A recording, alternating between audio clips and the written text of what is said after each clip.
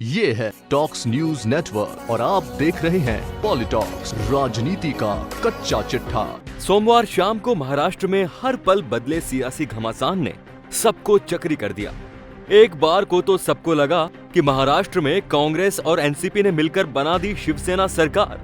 यहाँ तक कि मुख्यमंत्री के लिए उद्धव ठाकरे और उप मुख्यमंत्री के लिए अजीत पवार और कांग्रेस द्वारा विधानसभा अध्यक्ष के बदले शिवसेना को बाहर से समर्थन देने की ब्रेकिंग भी सभी चैनल्स पर चलने लगी। शिवसेना नेता आदित्य ठाकरे और एकनाथ शिंदे कुछ अन्य नेताओं के साथ राज्यपाल को बहुमत साबित करने की जानकारी देने राजभवन भी पहुंच गए।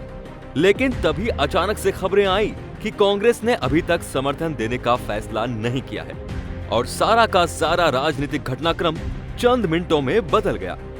शिवसेना ने राज्यपाल से दावा पेश करने के लिए समय बढ़ाने का निवेदन भी किया, लेकिन राज्यपाल ने समय देने से साफ इनकार कर दिया और कुछ ही देर बाद राज्यपाल ने सूबे की तीसरी सबसे बड़ी पार्टी एनसीपी को सरकार बनाने का न्योता भी दे दिया। अब राजनीतिक पंडितों सहित हर किसी के मन में सिर्फ एक सवाल कि ऐसा भी क्या हुआ कि चंद मिनटों में ही सारा सियासी घटनाक्रम एकदम से बदल गया। जानकारों की माने तो उसी समय सोनिया गांधी ने शरद पवार को एक कॉल किया और शरद पवार ने सोनिया गांधी को ऐसी कोई जानकारी दी कि कांग्रेस द्वारा शिवसेना को समर्थन दिए जाने वाले मीडिया का बयान मजमून ही बदल गया और कांग्रेस ने समर्थन रोक दिया। आखिर ऐसा क्या हुआ? अब सबके जहन में एक ही सवाल है। सूत्रों की माने तो दिल्ली 10 जनपद पर कांग्रेस के सीनियर नेताओं की मीटिंग के दौरान एक कॉल में सब कुछ बदल गया। दरअसल सोनिया गांधी ने एनसीपी अध्यक्ष शरद पवार से बात करने के लिए कॉल किया।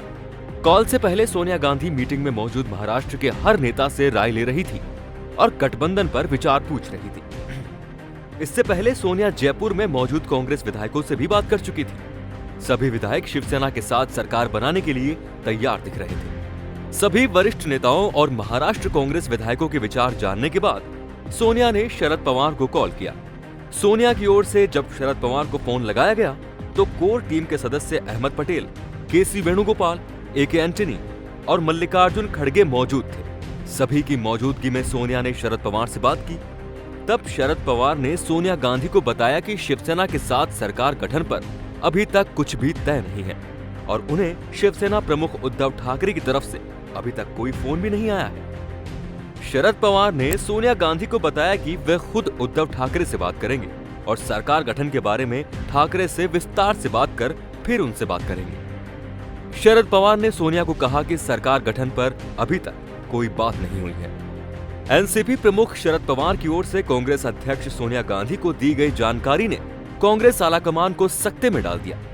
कहां तो कांग्रेस शिवसेना को समर्थन देने के लिए बिल्कुल तैयार हो गई थी और कहां अब शरद पवार और उद्धव ठाकरे के बीच बातचीत तक भी नहीं हुई है। जानकार बताते हैं कि सोनिया गांधी को यह समझते देर नहीं लगी कि उद्धव ठाकरे और शरद पवार के बीच चीजें अभी भी स्पष्ट नहीं हुई हैं। इसके बाद संगठन महासचिव केसी वेणुगोपाल द्वारा मीडिया में बयान देने के लिए जो लेटर ड्राफ्ट किया था उसका पूरा मजमून बदल चुका है। कांग्रेस ने बयान में कहा कि महाराष्ट्र सरकार गठन पर चर्चा तो जरूर हुई है, लेकिन अभी तक कुछ तय नहीं हुआ है और आगे भी सोनिया गांधी शरद पवार से बात करेंगी।